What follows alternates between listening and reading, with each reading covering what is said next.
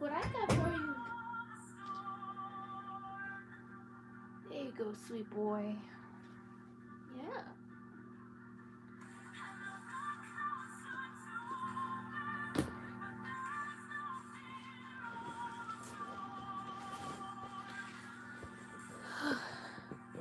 Hi, welcome in.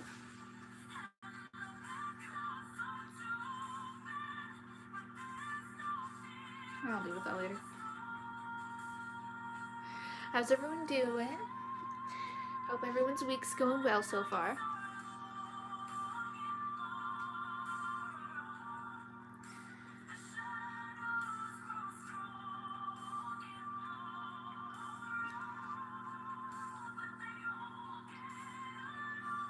Oh, thank you. You are actually the first one to say anything about it. This was actually from my sister. She has a matching one. Oh, that's why it's just kind of there.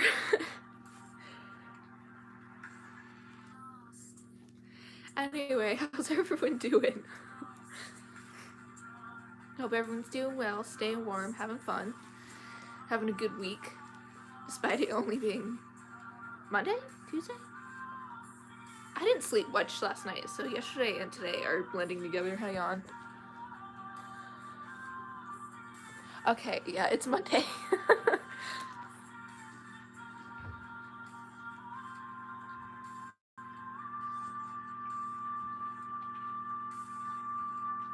Sorry, a dog just ran into my door. Hi, welcome in.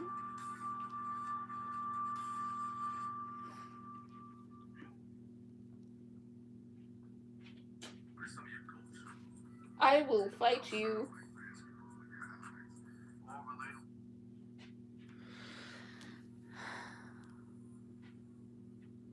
Oh no, you're fine. Yeah, I saw that comment, but that's okay. I'm live almost every night, unless I'm like so sick that I can't move, where I get really, really, really busy. Who is at my door right now? Hang on, I see these little shadows and I hear ruckus. Give me a second.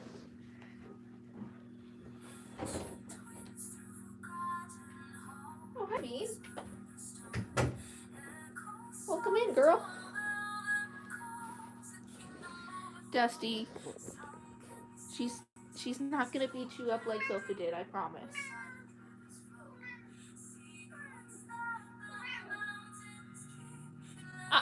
Watch your mouth. You be nice to him.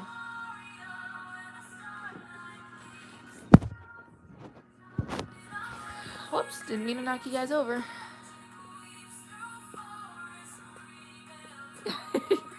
Take you with. I wasn't going anywhere. I was literally just opening my door. Hi.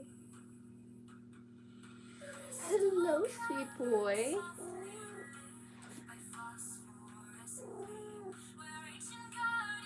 Are you gonna lay down or just keep standing there? Okay, well, Dusty has joined us. And he, oh my god. He did the cutest thing earlier.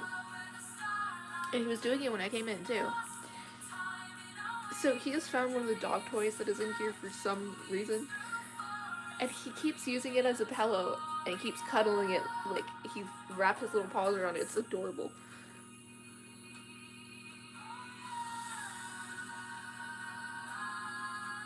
Okay, I think though that we can get started. So, grab your Storykeeper's cup, grab a blanket, grab a stuffed you if you have one, grab a pet and snuggle up because it's story time.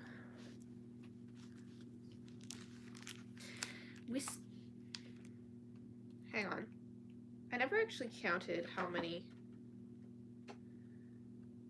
chapters there are.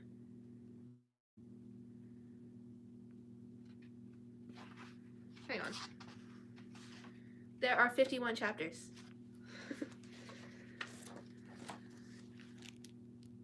I'm doing good. How are you? Friday, 10:34 p.m. Another night in juvie to think about what people said and what they might have meant a plan. And it was someone else. What was Chief Jenkins talking about? What could Jerry have to do with this? And how could the knife have come from Catherine's house? Bean, you can't fit under there. We have been over this a million times. Jesus. Sorry. My dad was pretty good. I've just been watching some apocalypse shows and cuddling with the cats and writing when I can. Do not bap him. He's trying to sleep.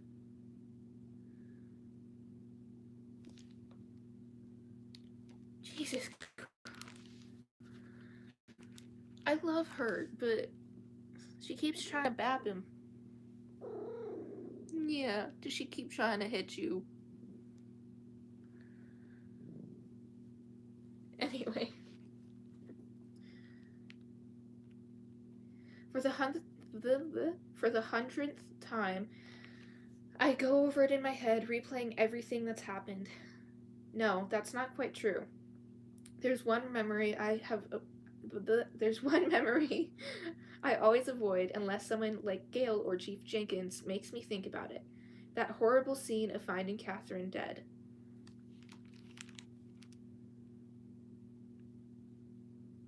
Sorry, I'm just watching her for a second.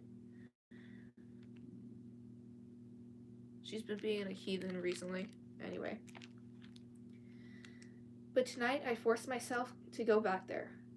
Her body on the ground, the others coming, their dark silhouettes, Dakota saying, "You offed her," the flash of the camera, the blur of faces. But wait. The faces aren't really a blur. They're kids I know, kids from school. Except a tall one with blonde hair. My fucking hair is in a spot where it sets off my sensory issues. Anyway. And suddenly, I know why Griffin Selmet looked familiar. He was there that night in that crowd. Griffin, who said he hadn't spoken to Catherine or Dakota since the previous spring. Did he play a role in Catherine's death?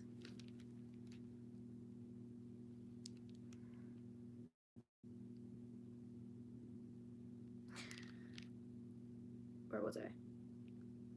I go over it in my head again and again, but I can't make sense of it. And I fall asleep knowing that there's still much I don't know. My God. Sorry, that yawn came out of nowhere.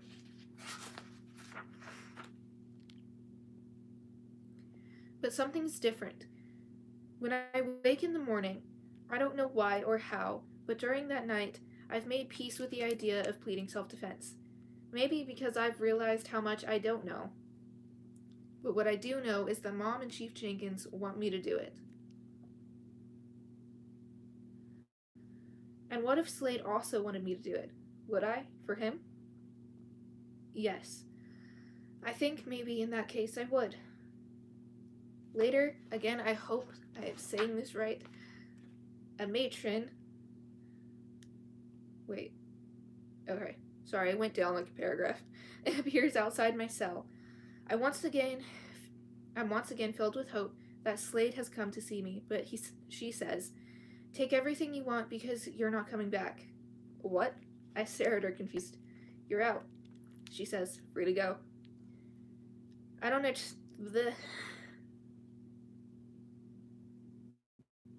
Excuse you. What have you found? What are you drinking? Which is water. You can drink that. Sorry, this cat finds the most random things. Anyway. I don't understand, but I'm not about to argue. The matron escorts me down the hall, and through reinforced doors, Gail is sitting in the waiting room wearing a gray raincoat. She rises and smiles, and seeing the confusion on my face explains, "The 72 hours is up. They haven't decided to press charges, so you can go." Seriously? I'm so filled with surprise and disbelief that I can hardly get a word out of my mouth. Well, sort of. Gail says as if we start. I keep adding a word. Oh my god. Hi, welcome in. Gail says as we start to walk toward the exit. As a condition of your release, I had to make 2 promises, but I don't think you'll be bothered by either of them. Fuck. Sorry. It's raining. As we walk to the parking lot, she opens an umbrella. You have to wear an ankle monitor so they know where you are in case they want to talk to you again or arrest me. I suppose it can't be ruled out. Hi, baby. What you want, girl? You be nice to him. I know he's new, but you have to be nice. Oh, did she tickle your foot? That was adorable.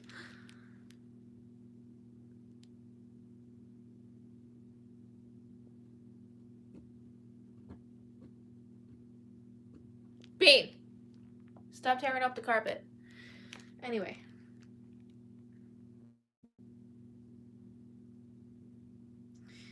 What's the other promise? Under no circumstances are you to leave the country.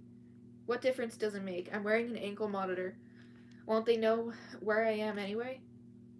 Gail bugs her eyes at me. Why are you giving me grief? You're out, okay? Free. All you have to do is wear a stupid thing and not leave the country. When's the last time you left the country anyway? She's right. For the first time in what feels like forever, I have a smile on my face. We stop at the police station, and they place the monitor just right above my... What? Sorry, I mixed up 2 words. Just above my right ankle. What are you doing, girl? Do not do what your mother did.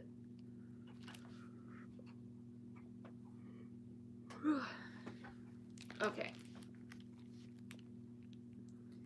It's a black box, slightly smaller than a pack of cigarettes. Okay.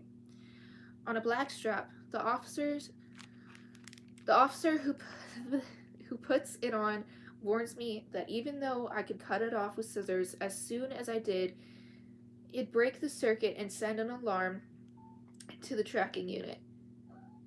Then Gail drops me off at my house. What, baby girl? I love her sweet little meow, but half the time I don't know what she wants.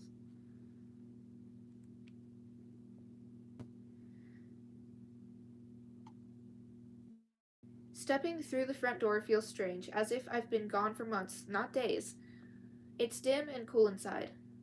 Mom's become... What? Oh, sorry, my brain read that as the wrong word. Mom's become fanatical about keeping the lights off and the heat down while she tries to get by on Dad's disability payments. What are you doing?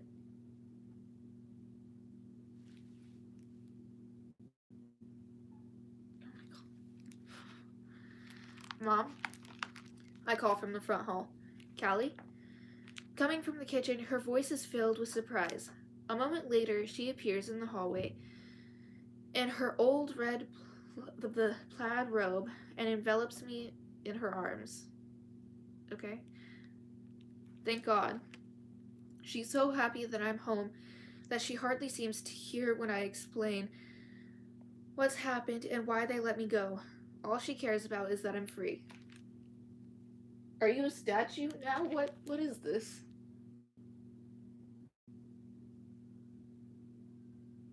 Okay.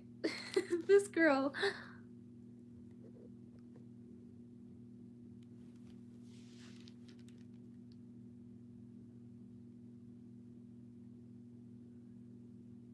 Anyway.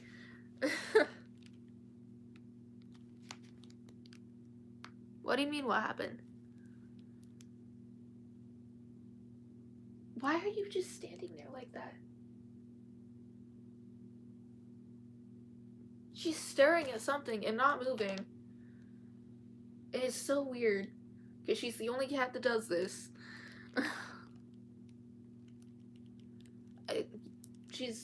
What she's doing is she's literally just standing there, unmoving, like a statue. And I don't know what she's staring at. Hello, Dusty. Yeah, I have to shut her out sometimes because she'll wake me up in the middle of the night by sitting on me and then just staring into my closet. Anyway, back to the story.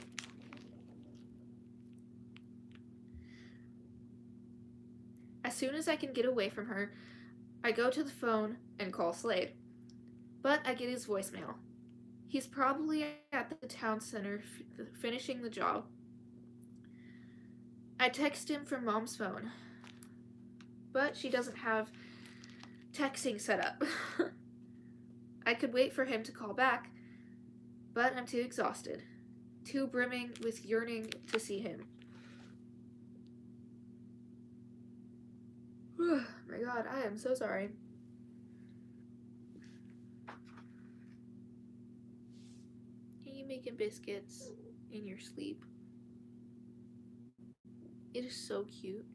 Sorry, we're going off topic for a second. Every time I look at him when he's asleep, he's just making little biscuits in his sleep. And it's adorable. I love it. Oh, him's awake now. Hi, buddy. Anyway, back to the story.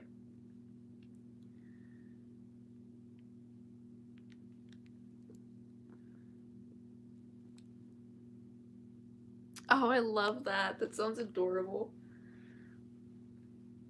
I love when cats just like loaf up with like their paws folded inwards. It's the cutest thing ever. Okay, where was I?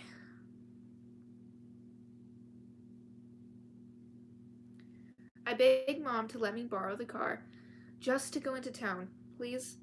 She finally says yes, and I drive to the town center. Slade's pickup isn't in the parking lot, but maybe he parked somewhere else or rode with his dad that morning.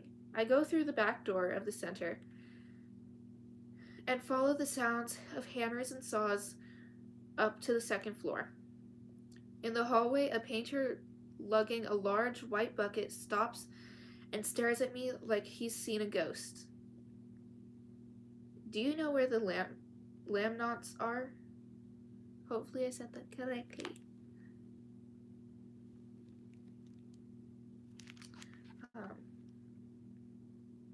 I ask. He points down the hall, and I go in that direction, looking through the doorways into empty rooms until I come to one and see Mr. Lamont's back. Hopefully I'm saying that correctly. If I'm not, I don't know. With quick, deft movements, he's using a towel of mud to fill... Hang on, my brain just lagged. He's using a towel of mud to fill the seams and screw holes along the new wall. I watch for a moment, then say hi. Mr. Lamont stops and turns. A day or two's worth of gray stubble coats his jaw. Sorry.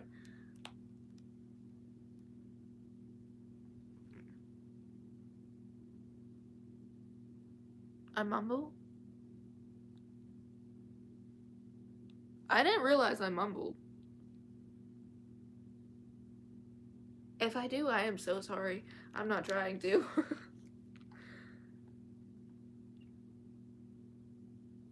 And his broad stomach hangs over his belt. Okay. Sorry, someone just texted me. Oh.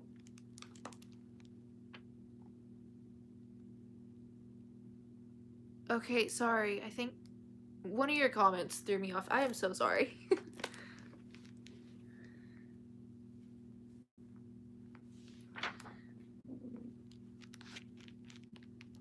Okay, where was I? This is a man who always has a smile on his face for me, but there's no smile today. Hello, Callie. Is Slade here? He doesn't answer. His eyes slide away from mine. His face grows sadder. Something's wrong, and I feel myself filled with dread even before he answers. He's gone. Gone? I repeat. I can tell by the way he says it that he doesn't mean gone to the store. He means gone. My mind screens the possibilities. Not deployed. He said he'd been. Mr. Lamont shakes his head. Just gone. Cleaned out his bank account and left. A note saying goodbye and not to bother looking for him. This makes no sense. Where would he go? I feel my heart begin to disintegrate. That's all it said? I ask, thinking nothing about me. Sorry, there was supposed to be a pause there. It said to tell you he was sorry. About what? I don't know, Callie. I wish I did, but I don't. I'm back in the car, driving down the throughway. Hopefully I said that correctly. Mom's going to have a fit when I don't bring her car back. The police are going to go ballistic when they figure out I've left the country. But I don't care. I have to find him. And that, my beautiful, beautiful raindrops, is the end of chapter 44. I will be back tomorrow with chapter 45. Please do tell me your thoughts and theories in the comments. I'm always in those comments, and I love hearing your thoughts and theories. But don't think about it. Exactly. But until then, good morning, good afternoon, and good night, my beautiful raindrops. Stay spooky, stay weird, stay dreaming, and don't let the Mave Cats bite.